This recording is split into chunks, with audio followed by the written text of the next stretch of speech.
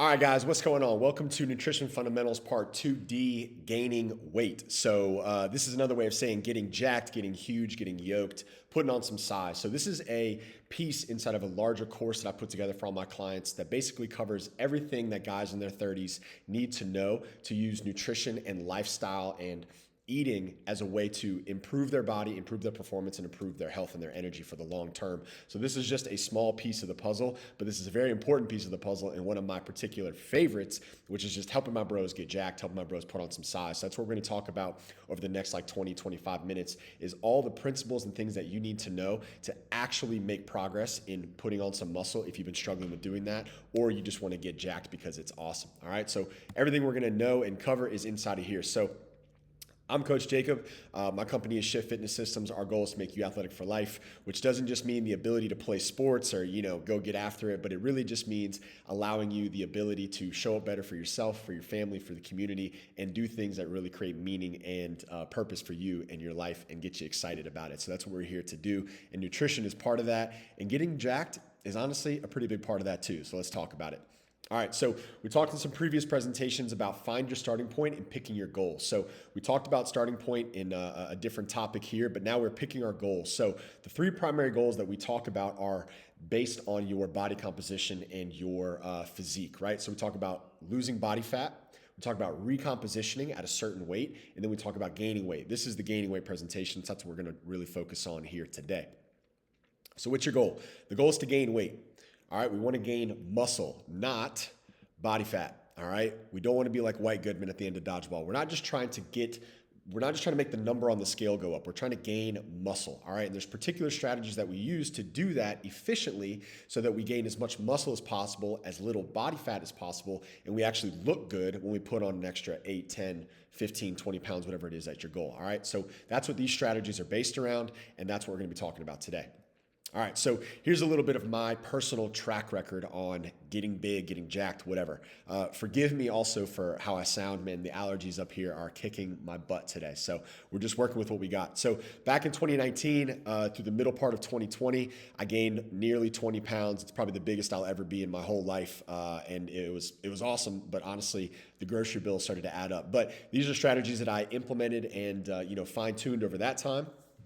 And then a couple years later, 2024 to the middle part of 2025, I gained additionally another, let's say 20 pounds or so over the course of about 8 months using these same strategies. So I've done this twice, and I'll be honest with you, if I had the motivation, I believe I could do it every 6 to 8 months if I wanted to have big fluctuations, because these principles, they are true and tested with time, right? I've worked with many clients at this point. I've helped, probably 15 guys gain anywhere from 6 pounds up to 25 pounds, and then anywhere in between. These are things that I know for sure work. So applying them to you and getting them to work for you is where the fine tuning and the coaching comes in. But we're going to talk about the strategies that we use to just accomplish the task. All right. So this is what I've been through, and let's talk about it. All right, what's a presentation without a hot take? So let's get in there. It's significantly harder for most guys to gain good weight than it is to lose body fat. This is a hot take by your boy. All right, I genuinely believe this. I do believe it is harder for guys to gain good, solid muscle than it is to lose body fat. Most guys to lose body fat need to just stop binge eating, cut their alcohol in half, get better sleep, and take long walks during the day. If they did those 4 things, they would drop body fat in a way that they didn't think that was possible. I've seen it time and time again. But to gain good weight is significantly more difficult because it takes adherence to a solid diet. It takes consistency, it takes hard training, and it takes good recovery, all right? Your body does not want to put on muscle, and we'll talk about that a little bit later. So genuinely, it's more difficult than losing body fat. All right, here's the classic scenario. Guy wants to get jacked. Awesome. Starts working out and eating more using classic bodybuilding splits from some magazine or Instagram profile and weight gainer shakes or high calorie foods, or, eating 3 tablespoons of peanut butter at every meal, or, just all the crazy stuff that we do to get bigger. The goal is I just need to eat more is what he tells himself. All right. Not totally wrong, but also not totally right either. Over the course of a couple weeks or months, he gains a few pounds, but is inconsistent with his intake, random with his training, and progress noticeably stalls. Plus, he starts to notice that the weight that he's gaining is coming around his belly and not necessarily in his pecs and his arms, his shoulders, and things that he actually wants to get bigger. He becomes frustrated because he's doing the right things, but is not seeing the progress that we'd expect for his efforts. Classic, all right? He ends up deciding that he's just not meant to get bigger, that he's a hard gainer, and eventually he falls off. 6 months later, he's right back where he started, and he wants to, again, start the process of getting bigger. He has no structure, no plan, no accountability, is uninformed maybe about what it actually takes to get bigger and what a realistic timeline for that would be, and then therefore has no results, and maybe even ends up further off track than he initially started because of the frustration. I've seen it time and time again. I've helped some of these guys before, so let's not make it you. All right, so here's an important concept to understand. Your muscle is like a Ferrari. Your body fat is like a Corolla, all right? Your body wants to keep on body fat from an evolutionary perspective because even though we live in a world where food is abundant and a lot of us have more access to food than we could possibly imagine, your body, your biology still thinks that food is a scarcity, that it's a resource that needs to be guarded. Muscle is metabolically expensive. So what that means is just like a Ferrari versus a Corolla, your body has to spend more energy keeping muscle around and building muscle than it does body fat. So what is it going to preferentially choose? It's going to choose to keep body fat over muscle. And it's going to make it hard to build muscle. It's going to make it difficult for you to acquire the Ferrari because it's expensive in the long run. So you have to know this because it's important to understand that you are working uphill right from the start to put on muscle. Even if you're doing the right things, trying hard, focusing, etc., your innate biology does not want to put on muscle, all right? So you have to understand that you're working uphill right from the jump, and that's why we're going to talk about building consistency and routine in some of the later points that we have here. You have to know that you're working at an uphill battle right from the jump. All right, so here's a case study. This is a client, joined the program, wanted to put on a solid 10 to 15 pounds of weight without feeling pudgy. That sounds like most of us. He had been training consistently for a while, but with no real plan or structure. Doing some classes at a group fitness place here or there, doing some, bodybuilding type workouts, doing some weightlifting, doing some cardio, whatever. He'd been doing some work, but he hadn't had a plan and a structure and a real direction for his training. So we got him on a solid 3 times a week regimen and slowly built his calories 30+% over a few months. After 8 months, he gained 15 pounds of good quality weight.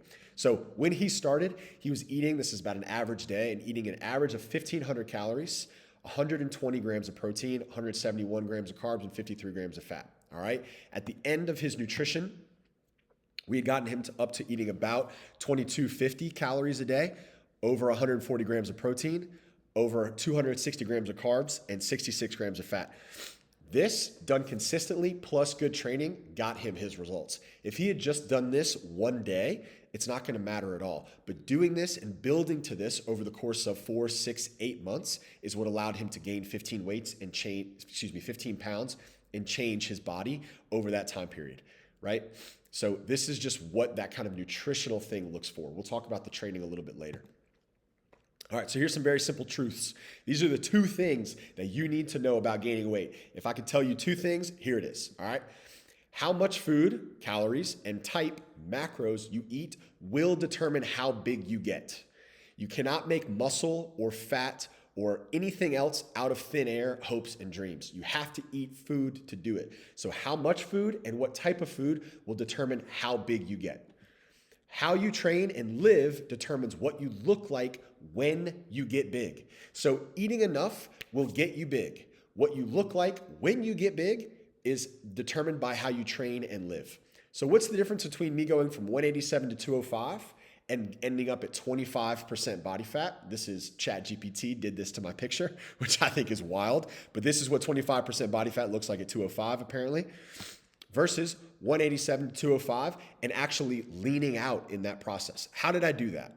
All right. It's because I ate a certain way and I trained and I lived a certain way. That's it, guys. How do people with a little bit of money get to a lot of money? They live and they save in a certain way. How do people who can run fast and jump high and lift a lot of weight end up doing that? They train and they eat and they live in a certain way. It's not crazy, guys. I'm just telling you, these are the truths you need to know. Now we're going to talk about how you do it. So what you look like when you get big is determined by how you live and train. How big you get is determined by how much you eat.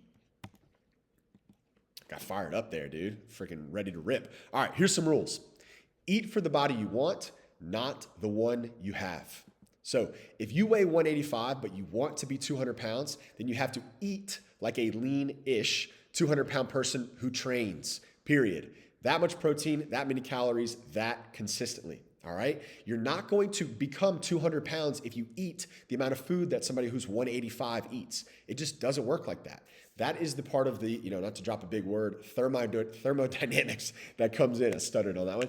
Thermodynamics that comes in. You can't make muscle and body and tissue and out of thin air. You have to eat to get there. All right. If you want to be lean when you get there, or lean-ish when you get there, there's certain ways that you do that too. So you have to see yourself for how you want to be, not how you currently are, all right? The kitty cat looking at the lion. If I'm a 170-pound person, I want to be 200, I got to look at myself and talk and move and eat and behave like a 200-pound person. All right, so here's how we do it. You're going to get a macro calculator with this presentation, but we use the macro calculator to get a rough estimate or idea about the progression and starting point of our calories and macros moving through a 12-week phase. We can then use Chronometer or MyFitnessPal or whatever to track those calories and make sure we're staying on that plan, because a lot of guys, and I say a lot, I really mean 99.5% of guys have no idea how much food they're actually eating in relationship to their goals. So we give them their goals, we give them what they need, and then they track their food for a little bit, they figure out some basics, and then we go from there. All right, rule number 2, you have to send the signal, all right? Your body, you need to tell your body day after day, after day, after day, after day, after day, how big you want it to be. If you tell it on Monday, you want it to be 200 pounds, but on Tuesday, you tell it 170, on Wednesday, 185, on Thursday, 190. Your body has no clue how big you want it to be, right? You got to tell it Monday through Sunday, I want you to be 200 pounds by the way that you eat, by the way that you train, by the way that you live, all right? I get fired up about it because it's so important. Consistency is so important, and sending the signal is the most important part, and a consistent signal is going to get you where you really need to go. All right, so this is an analogy. I'm an analogy guy, so work with me here. Imagine you're in the woods. You are lost, AKA small, and you want someone to find you, AKA to get bigger, all right? Follow me there. You're small in the woods. You want someone to find you and help you get bigger. You yell one time, I want to get bigger. There's a group of people who can help you get bigger walking through the woods, and they hear something. They go, did you hear that? Did you hear that?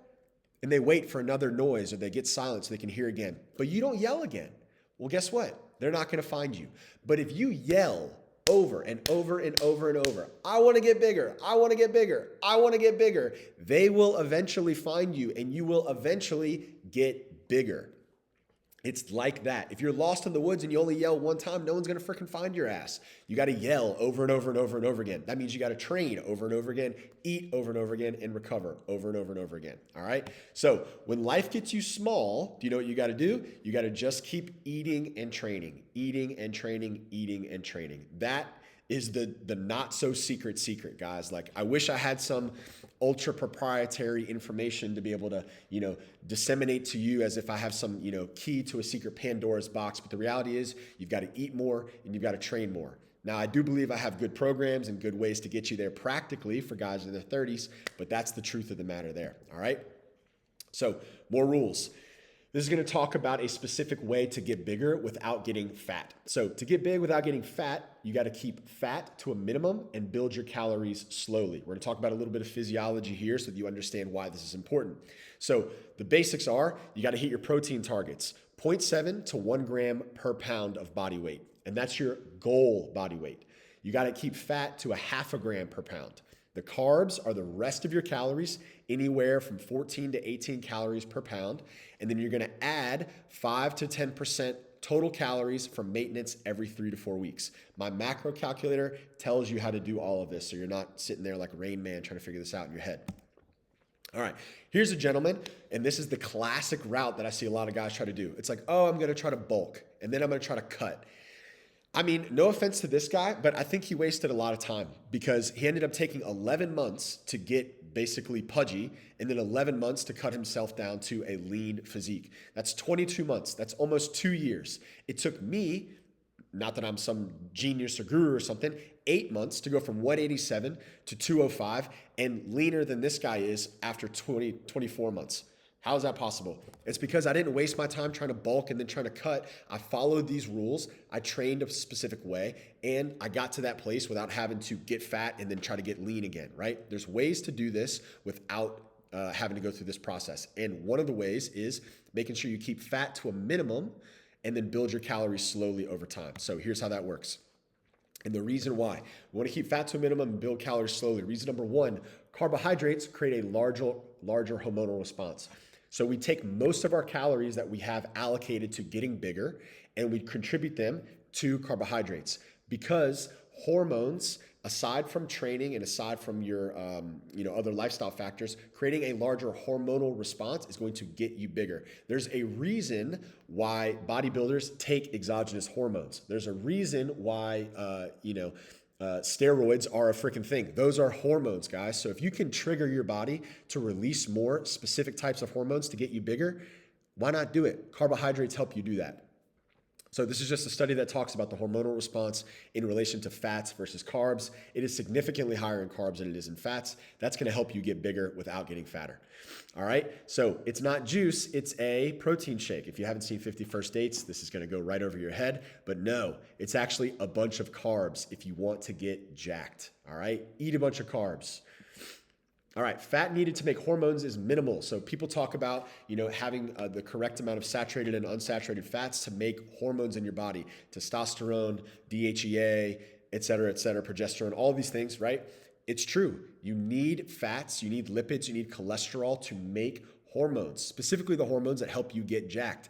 However, the amount of fat that you need to make these hormones is like a teaspoon. So if you eat a normal diet, which is, let's say 0.5 to 0.8 grams of fat per pound of body weight in a day, you're going to get exactly where you need to go. So that's why I emphasize eating a low-fat diet when trying to get jacked. That's not a no-fat diet. That's not excluding fats, period. That is just trying to keep fat to a minimum relative to your protein and your carbs. All right? That's what works, to be honest with you. So that's why we do it.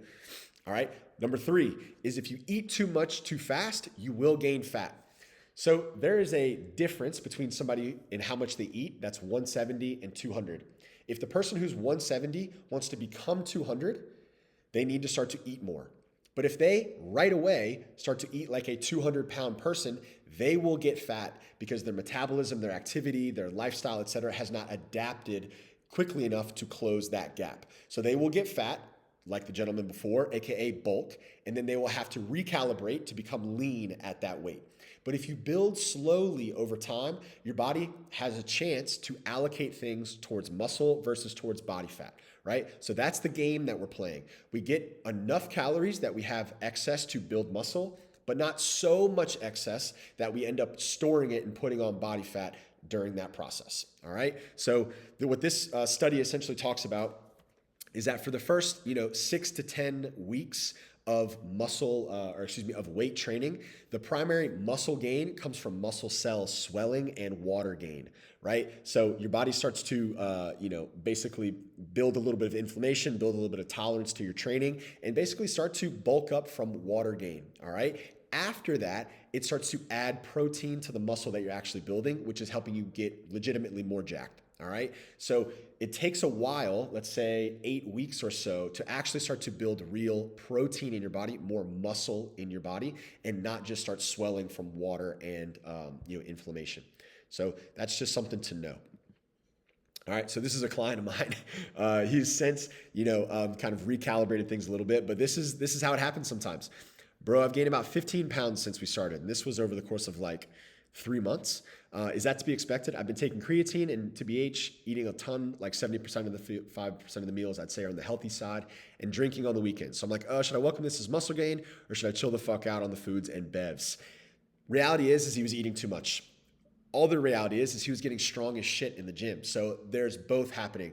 But if he had calibrated a little slowly, he probably would have gained 6 to 8 pounds in this time. And it would have been a little bit more of a lean gain as opposed to quite as much fat. But you can eat a ton of food and drink a ton and you'll gain weight and you'll gain strength, but it might not be the type of gain that you want if you don't follow some of these rules that we talk about.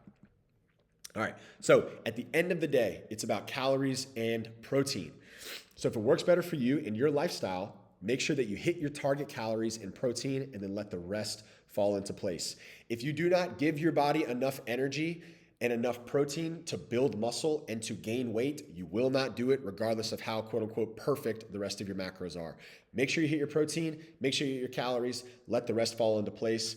As it falls into place, optimizing that is what gives you better results or more quick results. All right.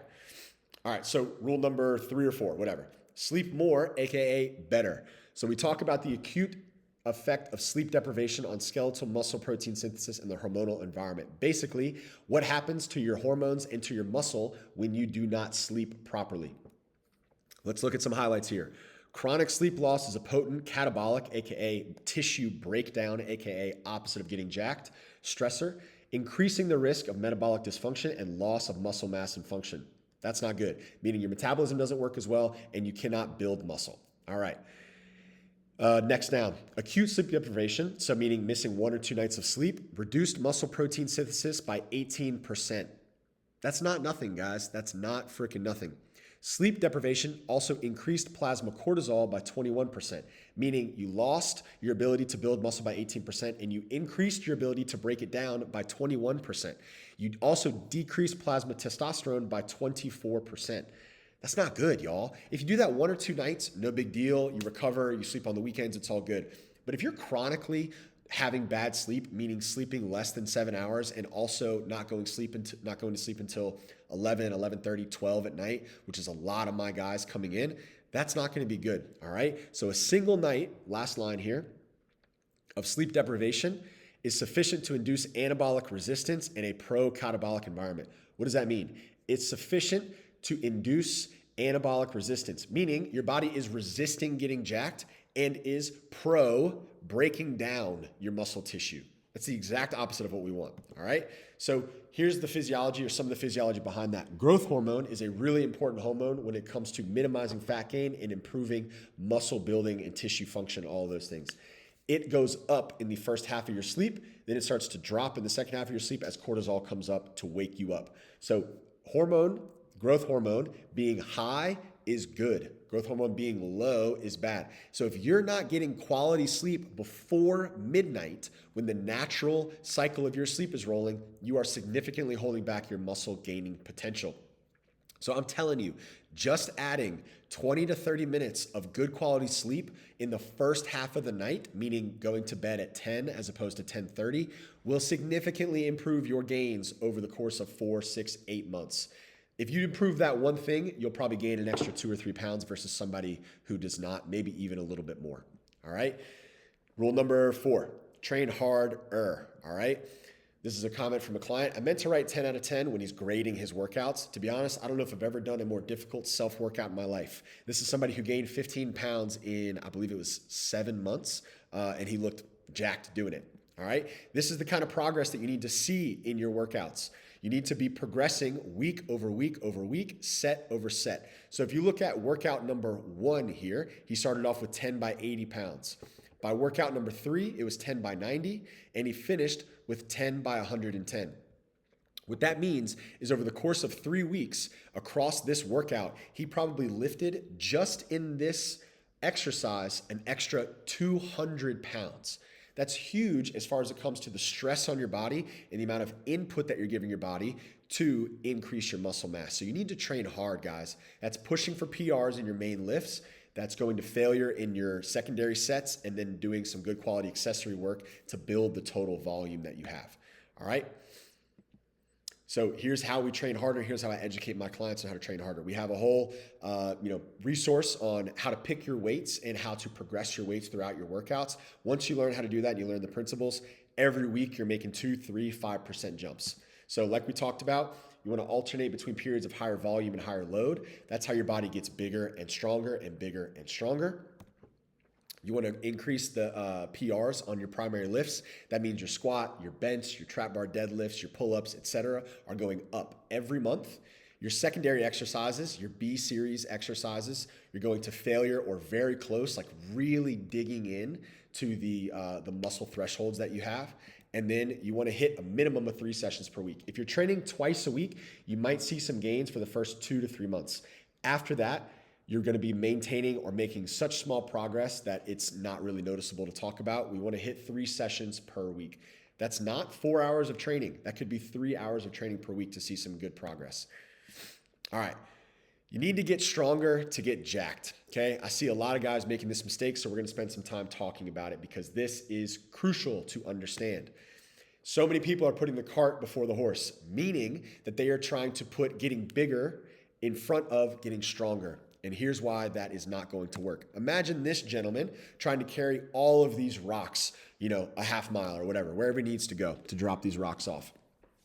If he were only strong enough to pick up 1 or 2 of these, it would take him a long damn time to move all these rocks. But because he's so strong, he can move all of these rocks in a much more efficient, timely manner. What's my point? By getting strong, you can build a lot more muscle a lot more quickly. All right? These rocks are muscle. This gentleman is being able to build a lot more muscle more quickly because he's strong enough to lift a lot of them at the same time. So here's how it works. You want to get jacked. Cool, me too. All right, to get jacked, that means you are building substantial muscle. Great. To build substantial muscle, you need to do 2 things. You need to train and you need to recover. In the training, you need to create enough damage that your body must rebuild bigger and stronger. That's what training is, right? Training is a signal and training is a stressor. You stress your body and your body is able to rebuild bigger and stronger so that the next time a stress happens, it is more prepared for it. That's the beauty of human physiology right there. And then to recover, you need to sleep and eat enough to repair the damage. And you do that over and over and over again until you're as strong and jacked as you, or until you're as jacked as you want to be. Now, to be able to create that damage, you need to lift enough weight, enough times to create muscle damage. Awesome. If I'm lifting a 2-pound dumbbell 5 times, I'm not going to get more jacked. Sorry to say it. So I need to be able to lift enough weight, enough times to get bigger. To be able to lift enough weight, I need to create enough muscle damage and adaptation through intensity, all right? So I need to be physically capable of lifting enough weight to create muscle damage, and I need to be able to do that enough times to create more muscle damage, right? Those 2 things play with each other, volume and intensity. Now, that is what is determined by my strength. So if I'm only strong enough to lift 50 pounds 10 times, that's going to create this much damage. But if I'm strong enough to lift 100 pounds 10 times, that's going to create this much damage, which means I'm going to have to respond to this much damage, which means I'm going to get that much bigger. All right. So if you get strong as you're getting jacked, you will get more jacked. But if you try to get jacked before you're very strong, you're not going to get as jacked. All right. That's how to simply put that. So first get stronger. When you get stronger, you get more jacked. And then you get stronger again. You get more jacked, stronger and more jacked. And the circle repeats itself. The beautiful thing about getting stronger is that you get more jacked at the same time. They are not mutually exclusive. They are almost like it's a circle. All right. If you don't get this reference, go watch Chuck and Larry. Guys, it's not, I need to become a power lifter, then I need to become a bodybuilder. Then I need to go back to powerlifting, I need to go back to bodybuilding. That's not the way it works. The way it works is that you get stronger than you currently are. That helps you build a little bit of muscle. Then you focus on using that strength to create more muscle. Then you get stronger again, and the cycle just repeats itself and repeats itself and repeats itself. But the problem I see is that guys go, oh, I want to get jacked. How does the most jacked guy I can find on the internet train?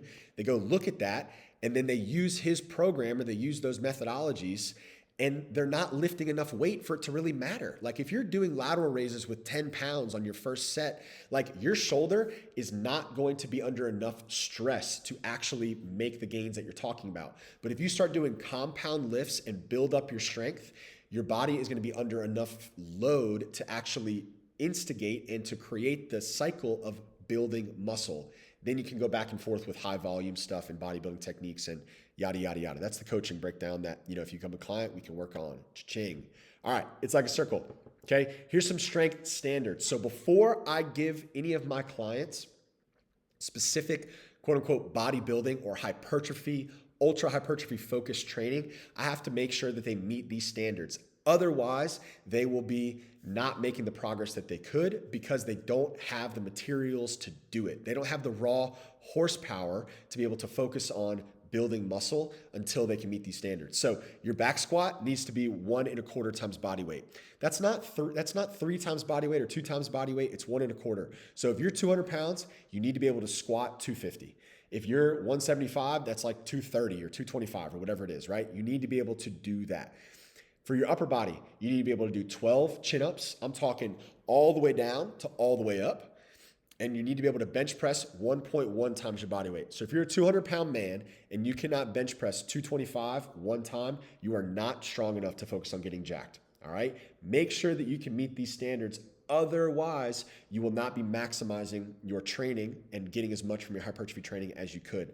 The beautiful thing is that let's say your bench press is only 0.7 or 0.8 times your body weight. You got that gap to make up. While you're getting it from 0.7 up to 1.1, you will also be getting jacked.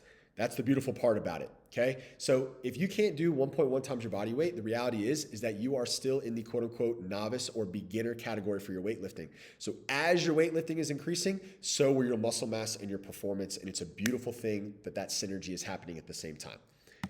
All right, guys. That is pretty much everything I know that's practical for guys in their 30s on how to get jacked, how to put on a good quality 6, 8, 10, 15 pounds of body weight over the next 6 to 8 months. If you follow those principles and you can stick to and adhere to good routines like we talked about inside of this program or inside of this presentation, you'll get jacked. Use the macro calculator, build your program, stay consistent with it, sleep better, and freaking push hard in the gym, and I guarantee you'll get there. If you have any specific questions about this, please let me know. Peace.